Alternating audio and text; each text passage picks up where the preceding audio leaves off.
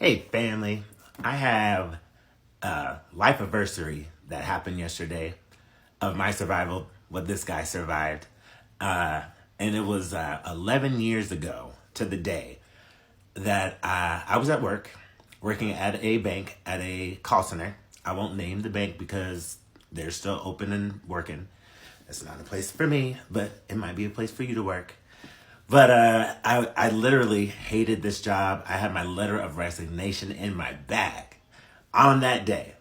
I was just waiting to give it to my manager. But I was getting ready to go leave out for work, and I didn't really want to go. And my mom told me, she's like, you know what, just make it through the day. You got this. And so I go to work like normal. I put on my headset and not looking forward to it. And I started doing my whole spiel, and it was a couple hours into work. And then all of a sudden, I had a headache.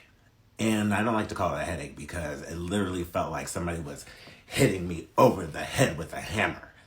So I'm in this call center, literally screaming for life, like, ah! Like, I can't even imagine what that looked like. Luckily, my manager, Michelle, she called 911.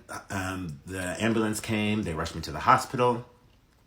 They determined that I had a ruptured brain aneurysm at the age of 30 years old. I had just turned 30 and had a ruptured brain aneurysm. The doctor, my surgeon, Dr. Peter Nakaji, I'll tag him in here because he's amazing. If you're ever in Arizona and you need a surgery, he's the guy to go to, brain surgery. And so, he told me, they're going to go around my head, for the surgery.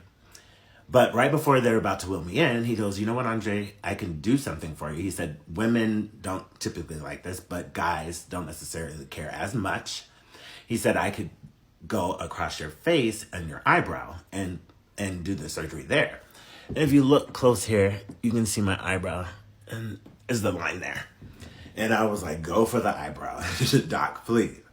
And so this is after my first surgery. And so I survived, and everything was okay. But a week later, I suffered another ruptured brain aneurysm. So would have my luck. And I had to have another surgery. Same thing. I survived that one. Thank God. Then a week later, I had a cluster of a brain aneurysm, and that one was going to require a major, major, major surgery, hours in the operating room.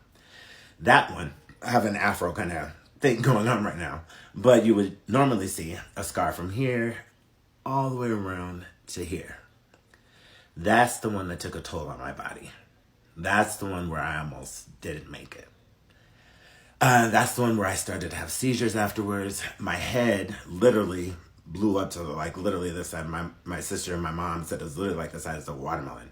Notice I don't have a lot of pictures of this one is because I took it. And I don't have a lot of pictures because of how horrific I looked. They didn't want me to remind me of that. And I honestly think too that if I didn't survive, they didn't want to see me like that. And I wouldn't want to either. But after that surgery, really took a toll on my body. I couldn't walk. It took a toll on my memory. I had the memory or the brain of like a 5-year-old at that time. I couldn't function and do normal things like brushing my teeth. I could barely use a fork to my mouth. I had to literally learn to do everything over again. Literally everything over again.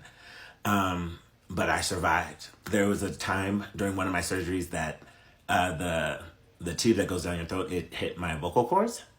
And I sang.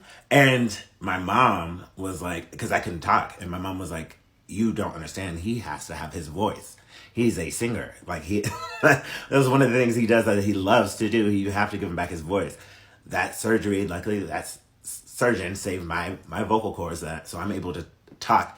I want to sing, but I wanted to speak more. And another thing is because I had so many complications. I lost my sense of smell. I think it was during my major, major surgery, the big one. But I wanted to make this video for everybody, or for anybody who's going through anything, who thinks that they can't make it. that it's impossible for them. And it can be cancer. It could be, I want to lose this 5 pounds. It can be anything. But know that you can make it. That you got this. And it's been a struggle for me. It's been a long 11 years. After I got out of the hospital, they wanted to put me into a nursing home because I couldn't take care of myself. I could definitely not live alone. And so my mom said, no, I'll take care of him. And she did. And my mom was, at that time, she was in her 60s. So it wasn't an easy feat taking care of this 60-year-old man who has the occupational brain of a 5-year-old. And I don't know how she did it. She's my guardian angel. And so is my sister, April, and my niece, Sarah, who afterwards they would come over every day because I had to get shots. And my mom couldn't do it. And they would come over to do that. My whole family rallied behind me, my aunts and my uncles. They prayed for me while I was in the hospital. I had so many people that helped me along the way. And when I got out, that was the hard part. That was the journey. That was the struggle. And when I got out of the hospital, I was really thin. I was probably around 175. But when I left the hospital, I was like 147. So I was extremely thin. And so my mom, when I got home, she was like, I'm going to feed you. And she did. I had so much great food. And it showed. I think after the first year, I probably gained 50 pounds. And along the way, I just kept gaining and gaining weight. And in 2019, I got up to over 270 pounds. And I saw a new stretch mark on my body. And that's when I said, I have to change. I have to do something. And so I joined this gym that was right next to me, Vasa Fitness. And I started going to classes. I met people. And I found myself again. I literally found my joy again because I had lost it. And after about a year, a little over a year, out of encouragement of others, I decided to become a fitness instructor. So I now teach Mixed Fit, which is a people-inspired fitness program with explosive dance moves and body toning techniques. And that's really where I found my joy. Let me show you. Hey, this is me in my class, Vasa Fitness in Phoenix, Arizona. It's fun, guys. But I just wanted to show you that. But I just wanted to show you a little bit of what I do.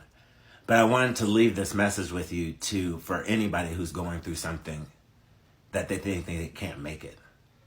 And my message to you is you can. And you will. And so I want to leave you with, I love you. God loves you. Make it a great day, everybody.